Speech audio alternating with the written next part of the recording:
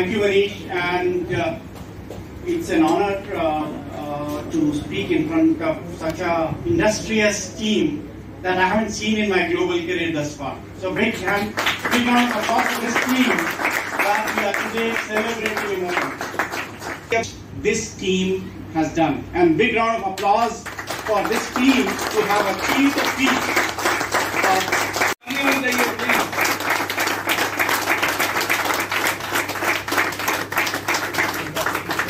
Thank you, sir. Thank you.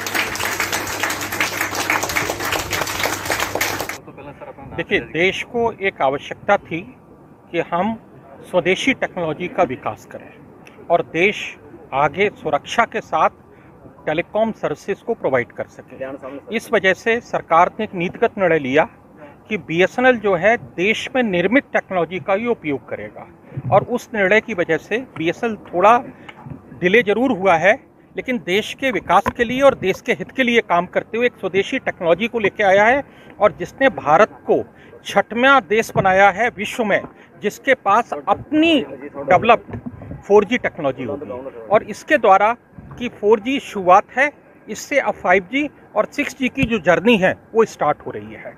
तो BSNL ही नहीं बल्कि भारत और भारत सरकार आज धन्यवाद के पात्र हैं कि देश में देश की निर्मित टेक्नोलॉजी के विकास के साथ साथ देश की सुरक्षा जो कि टेलीकॉम के साथ जुड़ी हुई है वो बहुत सुदृढ़ हुई है। सर, देश में कितनी जगहों पर आज 5G शुरू है? देखिए, अभी हम लोगों ने जो 4G की शुरुआत की है वो 3 डिस्ट्रिक्ट से की है जो कि पंजाब के हैं, और शुरुआत करने का जो कारण है कि अभी हम बीटा लॉन्च कर रहे हैं जिसका इंटेंट ये है कि टेक्नोलॉजी का फील्ड लाइव ट्रैफिक पे हम उसका अनुभव करें, और उसमें अगर कोई भी कमी पाई जाती है या कोई भी इम्प्रूवमेंट की गुंजाइश और उसको और करके लाएं।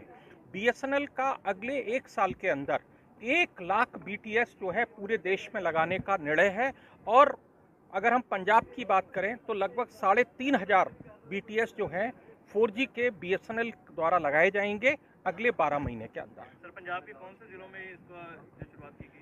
अमृतसर, फिरोजपुर और पठानकोट। सर, कारण क्या है? बीएसएनएल की यूजिंग कम क्यों है? क्या विश्वास नहीं है बीएसएनएल पे? नहीं, देखिए बहुत क्लियरली मान के चलिए, कस्टमर का जबरदस्त विश्वास बीएसएनएल के साथ था, है और आगे रहेगा। उसका कारण है कि बीएसएनएल सबसे ट्रांसपेरेंट कंपनी है जिसमें टैरिफ से लेके और कस्टमर की सर्विसेज को आप बातचीत करके और अपनी जो आपकी ग्रीवेंस हैं वो बहुत ही ट्रांसपेरेंट तरीके से हल की जाती हैं। शायद किसी कंपनी का कोई ऑफिसर एक डिस्ट्रिक्ट लेवल पे अवेलेबल नहीं होता जिससे आप मिलके बात कर सकें।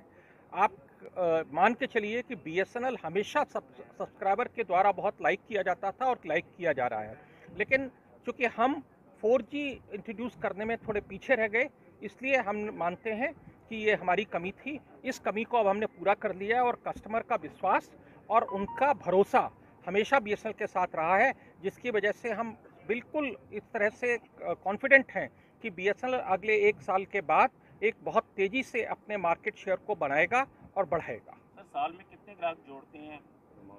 बीएसएनएल लगभग हर महीने 13 लाख के लगभग मोबाइल कस्टमर अपने साथ जोड़ता है, और मेरे पास आज की तारीख में 10 करोड़ से ज़्यादा मोबाइल के कस्टमर आज की तारीख में बीएसएनएल के पास हैं, और बीएसएनएल का जो मार्केट शेयर है वो करीबन 9.7% के लगभग है। लेकिन एक समय में बीएसएनएल का मार्केट शेयर लगभग 20% तक पहुंचा था।